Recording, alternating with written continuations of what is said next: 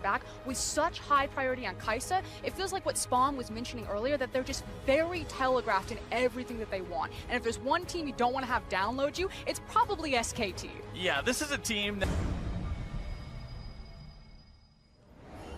And as we jump into Summoner's Rift here for the 4th time today, SKT and Flash Wolves both looking for that first win of the main group stage here at MSI 2019. I want to remind everybody at home, they're controlled. I don't think anyone's going to expect the game that we saw last time.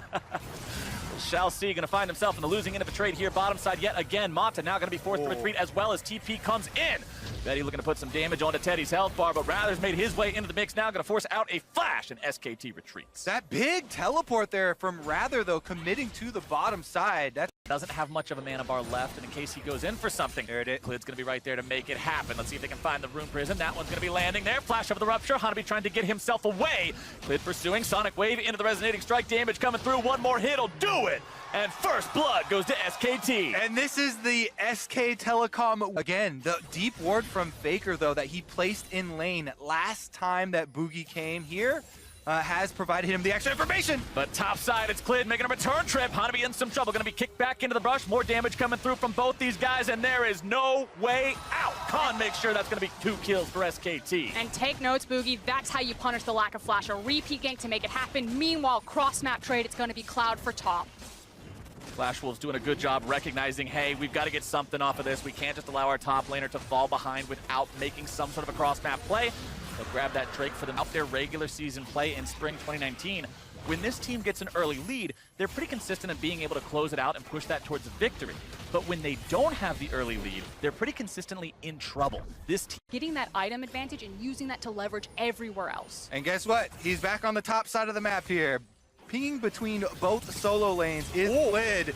Faker deciding he's going to start off a fight here in the mid lane. TP also going to be used. Faker looking to get himself away. Nice flash coming out from the EQ combo. The Jarvan looking to make the Cataclysm happen. A lot of juggling going on to Mata, but he will be able to get himself away. Flash Wolves look to make the play, but SKT gets everybody out. Oh, that Jarvan ultimate actually created terrain in front of the Nautilus, and with the Rift Herald, that's going to be a whole turret. And that's the thing. It's the fact that, again, Faker absorbs so much pressure, and in the end, it's Khan who is suddenly on the front foot. And this is not just the full turret, this is the full turret plus every plate in the kitchen, ladies and gentlemen. That is the importance of using Shelly before the time. So often teams try to shut him down, and time again, the man is immaculate at absorbing pressure and not having it be a liability. Now it's Clid looking to make a play onto Shalcy, who's going to be knocked out of position. Nice Dragon's Rage, going to make sure that one happens. And the Nautilus goes back to the depths. It's Teddy getting the kill on that one. And guess what? The Ocean Dragon is about to come up, so SKT probably going to have control of this minion wave first, and then join the rest of the team if there's any sort of movement from Flash Wolves. That movement is going to be running away with your tail between your legs. If Flash Wolves know what's good for them, they're down 4,000 gold, they're down TP advantage. This is not a fight anybody, unless you're looking for a gray screen, is going to take. 0, 0, and 0 on this Jarvan pick. Hasn't been able to get involved, really get his team any wins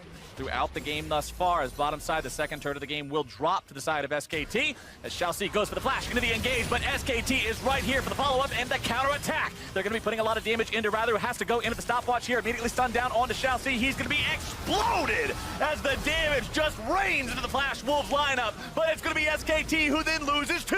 Boogie looks to turn it into 3, but he won't be able to find the damage onto Clid. Instead, it's Teddy coming in, and he'll turn Boogie into a right pin cushion as he makes sure he gets yet another kill. It's 2 dead for SKT. 3 for Flash Wolves. Yeah, and with Betty chunked out there's no one left to defend. SK Telecom will get a turret afterwards. And it just reeked of desperation right there from the Flash Wolves. They went for the top lane. They were looking for the gank on Khan. They then decide to pivot, start running, sprinting towards Faker. Much more difficult. And that's so pivotal because, like Kobe was saying, we're still waiting for that Rage Blade. Kai'Sa still doesn't have it.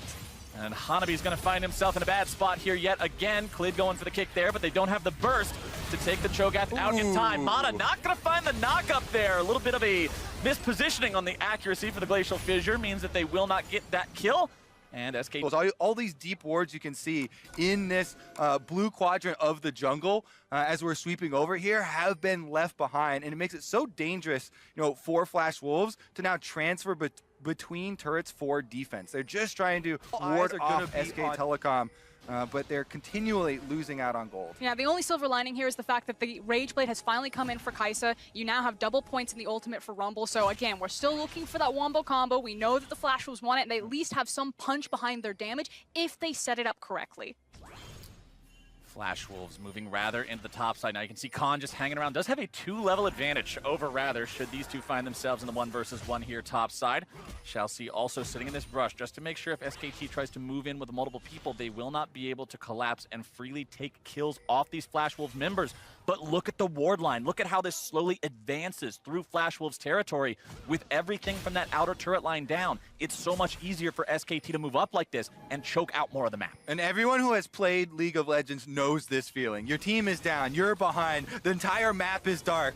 Baron is a constant worry. When are they taking? Are they on it? Every second that you lose track of the enemy, you're worried about this. So you can see in their movements here, Flash Wolves going in as a group, trying to get a little bit of information for themselves to work with. Khan, though, just sits on his control ward and avoids the extra members. There are 3 steps for solo queue if you find yourself in Flash Wolves positions. Number 1, buy control wards. Number 2, hold hands. And number 3, slowly walk forward. Everybody just trying to stay together. Don't go into the jungle without your jungle buddy. That is the rule for the Flash Wolves. Anybody gets themselves caught out, they will be in a world of hurt. Hanabi on that Cho'Gath, the one man who's able to probably survive being collapsed on and not explode instantly. But SKT still looking very scary. Trinity Force finally online here for Faker. Did go for the Wit's End to complete that beforehand. The SKT lineup's looking pretty threatening. Khan finding a little bit of damage there onto Boogie, taking him down to half HP and stealing the red. These resources are SKT's for the take. Yeah, he just chunks the enemy jungler to 50%, then steals his red buff. That feels extremely bad. Right now, though, for Flash Wolves, their biggest asset is the amount of crowd control that they have available to them. So all eyes are gonna be on Betty. Can they set up this Kai'Sa to try and get these kills? Mata goes in though. Mata with the flash initiation sets it up, and in the blink of an eye, Shalcy is gone. Khan cashes in on that kill. 3, 0, and 2 on this rise. Maximum possible bonus bounty. SKT will not immediately head towards the Baron. Instead, they're going to bait Flash Wolves to come a little bit closer. See if they can get another kill first. And Boogie is going to be tagged up with that Winter's Bite. Will manage to get himself away. Rather going to be in some trouble. Khan will find the kill. Will not get it. The overload goes a little bit wide, but now that is SKT's green light to push into the top lane. Tier 2 under siege. Rumble can't fight it, and that means it's gone. Yeah, the damage is disgusting right now from SKT, and I love the patience, the coordination, the control that they're showing here. They have a Callista, so at some point they can be like, you cannot out-smite us. In fact, that point's going to be right now. Realm Warp directly back into the Baron. Like I said, they have the Kai'Sa. This should be their monster objective. They are up against a Cho'Gath, though, so there is always the possibility of the feast. SKT back away from the Baron. They don't want to risk anything here, playing so slow, so controlled. Equalizer's going to be coming down. Flash Wolves looking to start off the fight. Faker going to be taking some damage. Boogie into the back line, but he's going to be all alone and shredded out.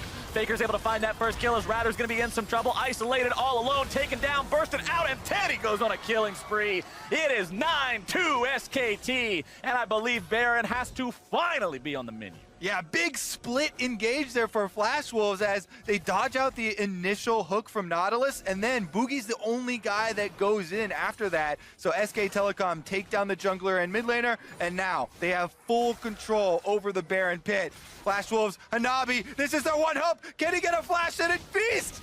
I don't think he's going to be able to. Faker is able to run intervention on this one. Mata also going to be keeping that Cho'Gath away. Notice how the majority of this Baron take has just been Clid and Khan doing the entire thing. Stuns coming through. Faker's able to find the damage. Flash Wolves are going to be losing more men even sooner than they expected. Hanabi is down. Will they be able to make it too? Shalcy tries to get himself away.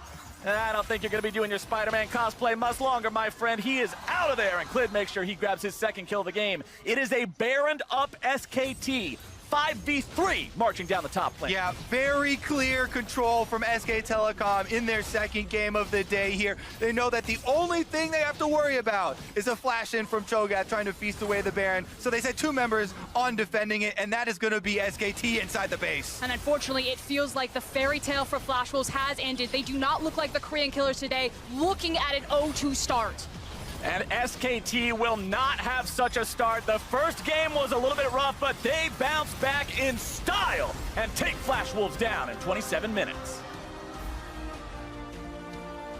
They completely switched the game plan. So many resources towards top side after the first